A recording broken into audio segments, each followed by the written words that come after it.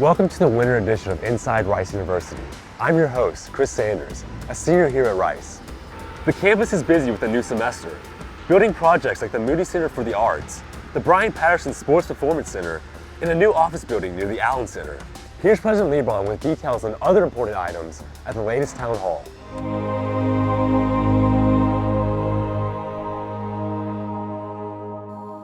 So I want to talk a little bit more about where we are in research. I think as we've had conversations over the past few years, I think that's one concern that has emerged, and particularly with the faculty. How do we make ourselves more competitive? And this is one of the, whenever one talks about the challenges of Rice, somewhere the word size comes into that. We remain, as I talk to people around the world and meet them in different places, and you're trying to explain what Rice is, the most common formulation I use is we are the smallest, wide-spectrum, elite research university. And that means we do, as the cliche sort of goes, we have to punch above our weight. We have to figure out how to be better than almost anyone else if we're going to continue to have the esteem and presence in the world that we do in this very, very competitive environment. What we recently announced, based on Board of Trustee decisions primarily last May and then again in September, is a $150 million initiative. Much of this is focused on research and really emerged out of, in part, the faculty task force on research. I think some concerns we heard, some opportunities we spotted, and there are different ways to think about this. We've tried to design this graphic here to reflect the three different initiatives here. So the Molecular Nanotechnology Initiative is really more an initiative that fits within perhaps the strategic school priorities, but spanning in particular engineering and natural sciences, building on Rice's historic strengths, and making sure that we continue to be a place that is known for excellence in nanoscience and nanotechnology. As I travel around the world, that's certainly one of the things that people first ask about in their engagement with Rice. The Data Science Initiative, which based on the consultations that we've had with faculty and staff, is an initiative that spans virtually all the schools. So this is a university-wide endeavor. We have a major grant, for example, pending with regard to the Kinder Institute, which would bring data science in particular to the study of urban issues, obviously a lot in engineering. There's a significant group of people in the School of Humanities interested in issues of digital humanities. And so that effort spans a good part of the university. Our goal is to take our historic strengths in areas like computer science and high-performance computing and mathematics and apply that to this new area, which sometimes is called big data. Turns out not to be a very good description, because sometimes the problem is not that you have huge amounts of data, but you have limited amounts of data. And the problem is, how do you get more useful information out of limited amounts of data? And so that's why we call it data science instead. I wanted to just talk a little bit about kind of what we're calling the reach of Rice, which has an international component, but not just an international component, because it does reflect, again, I think over a period of time, the development of our university. Ping and I were recently on a trip to China and Vietnam, visiting universities, a number of universities in those places. And one of the things that's always so exciting and heartening for me is the way Rice University is welcomed at universities around the world. They are interested in engaging with us because of our reputation, because of the excellence of what we do here. Each year, only 32 Americans are chosen for a Rhodes Scholarship. And this year, one of them is an owl. Senior Tom Carroll is Rice's 12th Rhodes Scholar. The double major in biochemistry and classical studies is from Westlake, Ohio, and is the president of Brown College. The Rhodes Scholarship is the oldest of the International Study Awards available to American students and provides for 2 or 3 years of study at the University of Oxford in England. Let's hear about how Tom celebrated. I allowed myself an hour to kind of just celebrate. I went right into the car, I blasted some music, I just kind of screamed, kind of like cathartic, just let it all out. Then I went and got Whataburger, And then I went back and coached our freshman flag team in a playoff game. Up next, let's hear from a new Rice anthropology class that's got students wondering, is it really so easy a caveman can do it? It's for the start of the hunt. We're talking about paleo weaponry, particularly ranged weaponry. The students in this class, paleotechnology, this is of course in anthropology, the students have built composite weapons. This is sort of the culmination of several different lessons on how do you make prehistoric hunting gear.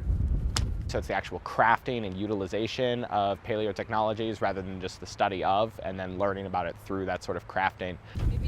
So as soon as I heard that, I was on board. So I searched for it as soon as it was time to register for classes, found it, and jumped on board. So yeah. I'm a bioengineering student, and I just want to take this class because it seems super interesting and it's something different from what I'm studying. They're mainly used in open environments, right? So you're not going to go into a forest and try to hunt rabbits with this. It really shows sort of how clever our ancestors were and how we sort of take for granted the things that they were able to figure out with no previous knowledge to build upon. And part of that ties into the fact that it took so long, but it's really quite impressive that somebody was able to figure out how to build an atlatl dart with essentially no previous experience in the matter. One of the most eye-opening experiments that we did was the fire making lesson, where we had to create fire, which is very, very difficult. I think one thing I've learned is I'm not sure I would actually survive in the Stone Age because I'm not the best at making weapons and I'm not very accurate at shooting, but I think it's a really great way to broaden just my experience at Rice and just like learn a bunch of different things. We always meet outside. We've never been in a classroom before. The students don't get to sit on seats. They don't get to be comfortable. If it rains, we get wet. If it's hot, we sweat. So I think it's toughening them up in general, which I think is a good thing in this day and age.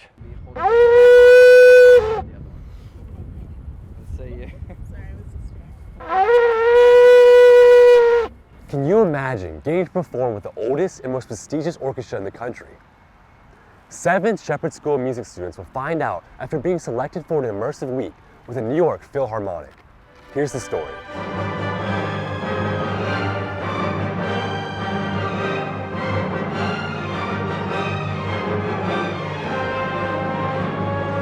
We have this really interesting initiative called the Global Academy, and it really is about how do we use our resources, our expertise, our energy as the New York Philharmonic to really make a difference for people, and especially for young musicians. And so as we look around not only the United States, but really around the world, we want to find incredible, excellent partners that really share the same philosophy, the same values as the New York Philharmonic.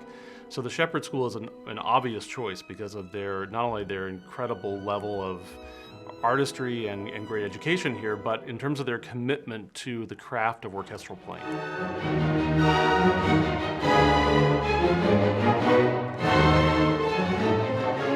In the orchestral field, in America, they often refer to the Big Five orchestras. The New York Philharmonic is the oldest of the Big Five and the most prestigious. The fact that these students are auditioning for a limited number of spots, now make sure to qualify, they're not auditioning to win a job in the New York Philharmonic, but this is the first step toward that eventual end and that goal. And this is an opportunity that will come their way certainly once, maybe a couple of times in their entire life. So the magnitude of this is enormous.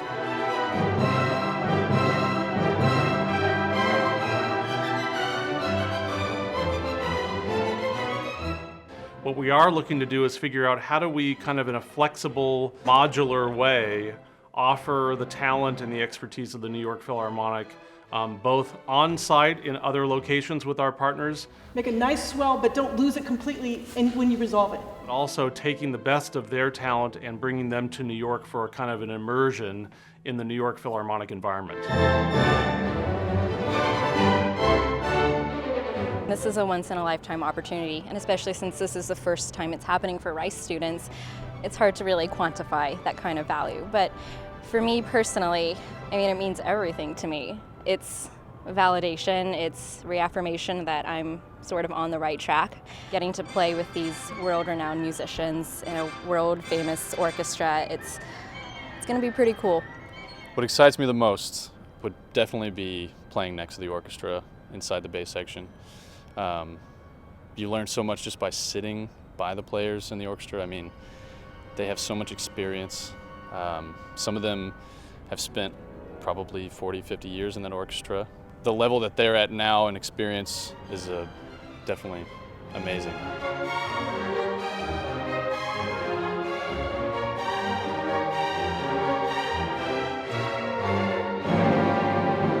What other school other than Shepherd? We have such a fantastic orchestral program here. Everyone cares so much about the orchestra, and Larry's awesome. I think it definitely makes sense that Shepherd is doing the partnership with the New York Phil.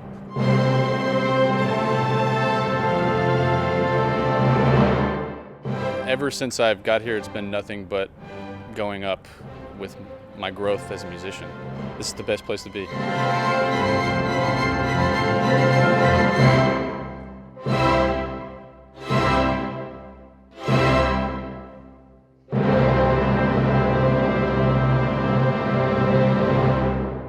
There's a new home for comic books at Rice University. The professor behind the space has the details. The thing about comics is that it's one of the few truly American art forms, along with jazz.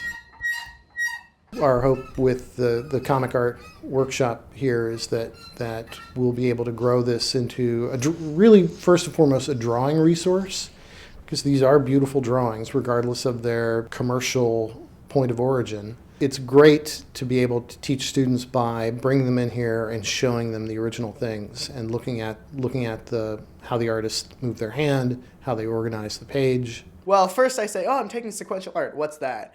Well, it's a class on comic books. You have a class on comic books? You know, people think of comics as being kind of a lowbrow art form, which I disagree with. I've always been interested in sequential art because my ultimate dream would be to work like doing storyboarding, that kind of thing. I always liked comic books, and so I was talking to them, and they just like mentioned it offhand. And I was like, why aren't you advertising this more? This sounds like the coolest thing ever.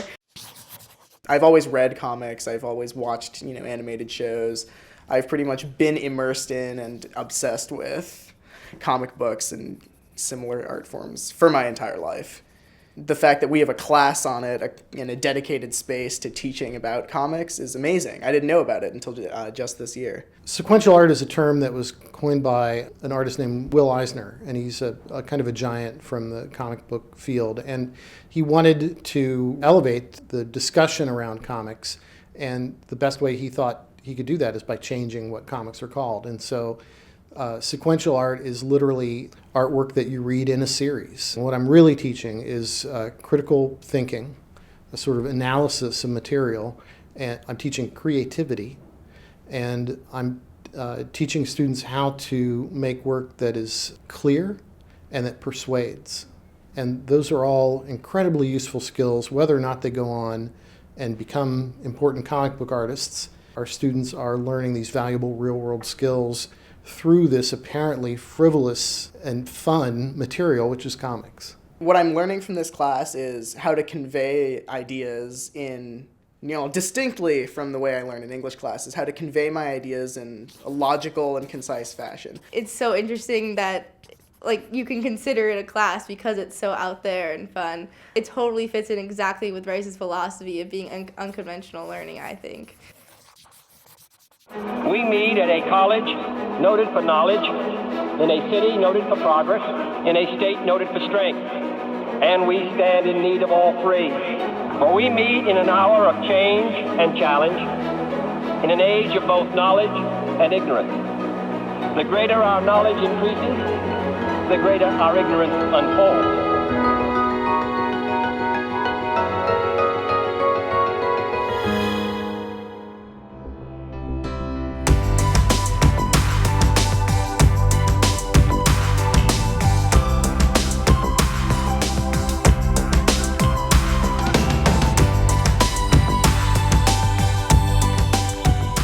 Welcome back to Inside Rice University. Most everyone has a camera in their pocket. Just imagine if it was as thin as a credit card. Let's hear from the group behind the new technology known as flat cam. What we're trying to do is challenge the design of cameras and other kinds of imaging devices.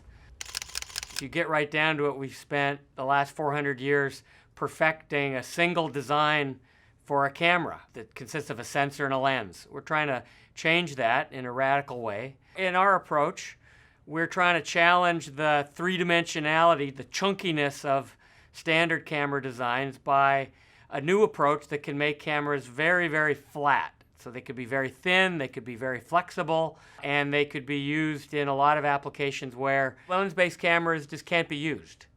And the key idea is to replace the lens in a conventional camera, right, which performs the focusing, by two elements. First, a very thin mask that we can lay directly on top of the sensor, and then a computational algorithm that runs on a computer that extracts the image from the measurements that we acquire with the mask. This is flat cam. What we have here is another prototype of flat cam. It's just set up on this structural assembly for us to do prototyping and experiments. The cable that you see here is the data transfer cable. The images acquired by our sensor are sent to the computer through this data transfer cable.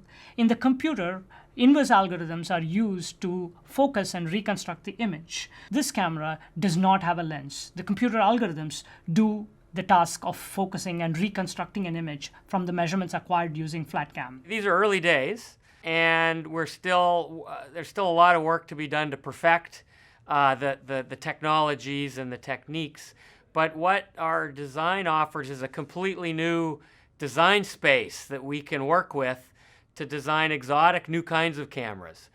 Extremely flat cameras that could be used for different kinds of industrial or medical devices. Also cameras that could be flexible or curved to image in ways that are frankly impossible with a lens. Rice biochemists have found that the protein that allows whales to remain active while holding their breath could be the key to creating life-saving synthetic blood for human trauma patients. It's complicated, but Rice biochemist John Olson is here to explain.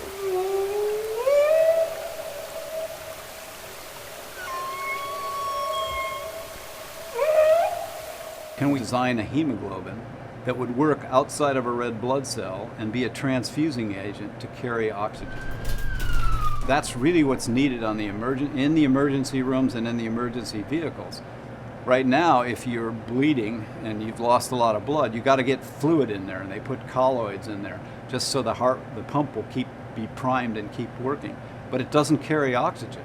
What we are studying and what our contributions can be taken by someone, or maybe our lab or someone down the line, and make recombinant hemoglobins that can be used as blood substitutes. We've been trying to express hemoglobin in bacteria as a potential source for an oxygen carrier that could be used in transfusion medicine.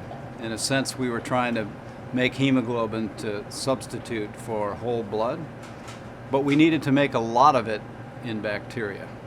And we had noticed in the late 1990s that it was very easy to make sperm whale myoglobin in E. coli, but it was very hard to make human or pig myoglobin in bacteria. Myoglobin is the model system that we use to see if the methodology works, see if the ideas and mechanisms are right, and now we can apply it to hemoglobin.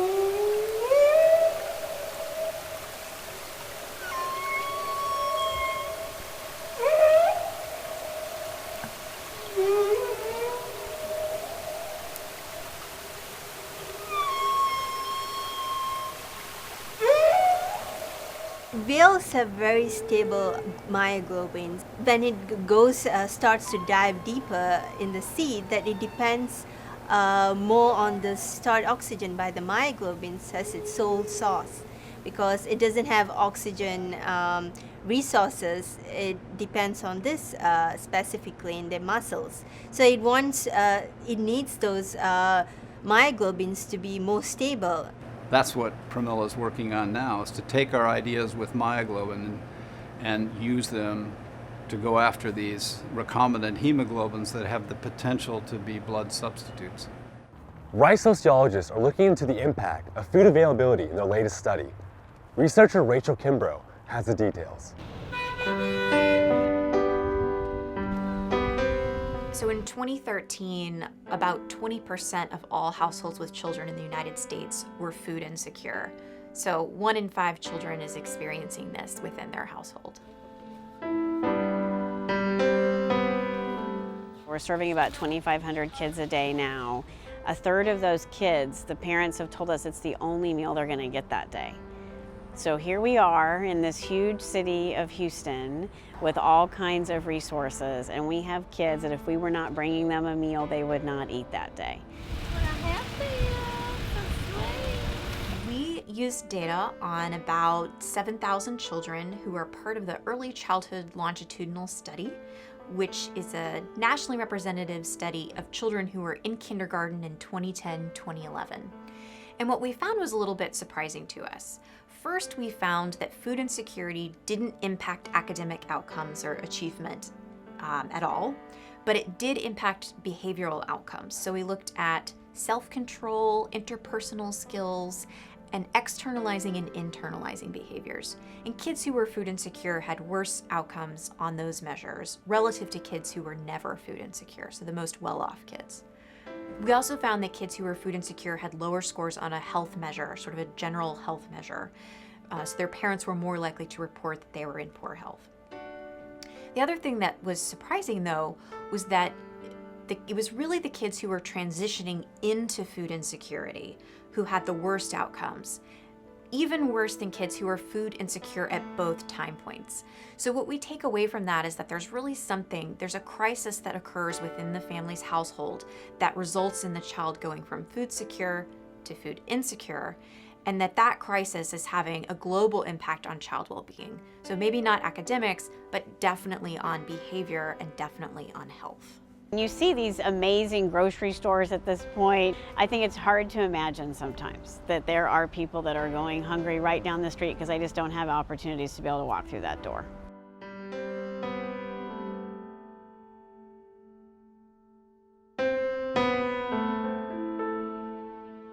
We meet at a college noted for knowledge, in a city noted for progress, in a state noted for strength, and we stand in need of all three.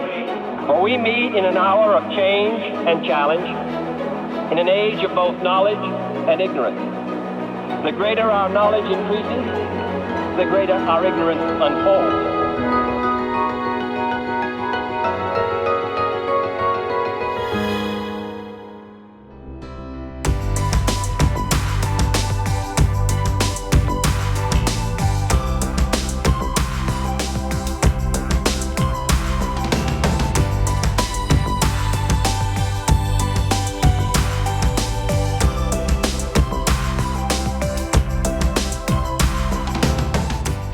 New Art, New Music is a partnership between the Shepherd School of Music and Rice Gallery. The newest installment centers around intersections. Let's have a listen.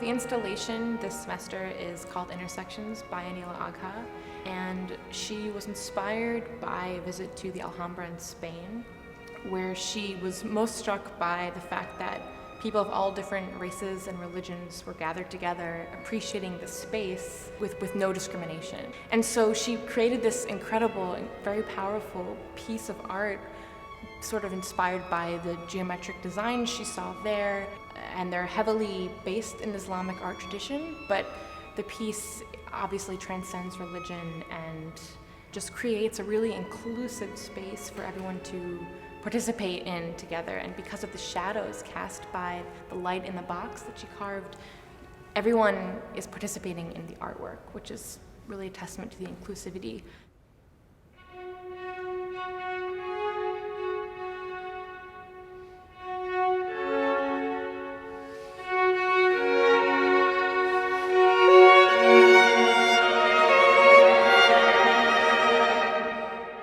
Shepherd School is an incredible music school, not only because of its extreme high echelon of talent, but because it's a part of Rice University, which is just an incredible resource. New art, new music is a fantastic example of something that is offered by the university, where it invites the Shepherd School of Music to become fully a part of Rice University. So the gallery is part of Rice, but this program gets Shepherd students to, pick music that they think works for the gallery.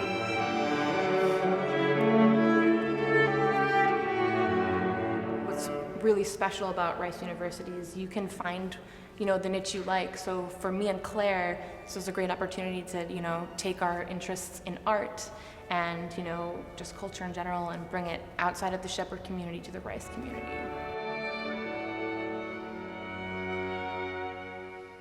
New art, new music gives musicians and audience goers kind of a springboard or context for programming new music. For a musician, learning new music, contemporary music is really important, but at the same time, sometimes it can be challenging for audiences who aren't well versed in it. So I think having a theme and a context and something else to kind of pair the music with is actually a really fantastic opportunity.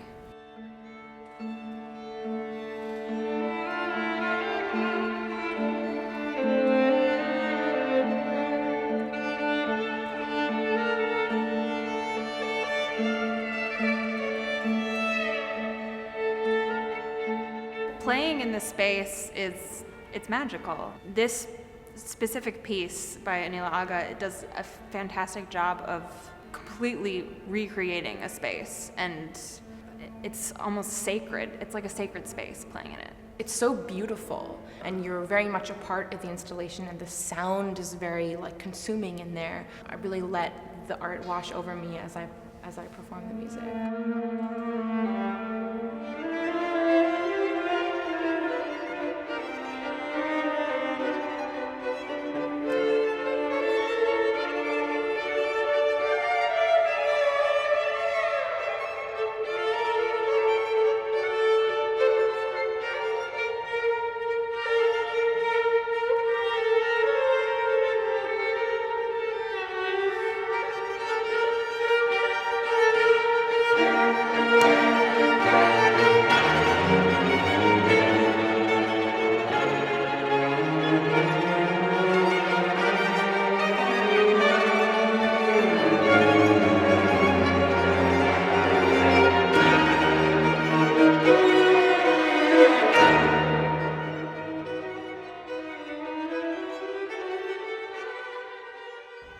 Thanks for joining us on Inside Rice University.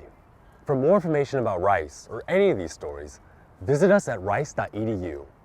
And don't forget to follow us on Facebook and Twitter to keep up with the latest things going on at Rice University. See you next time.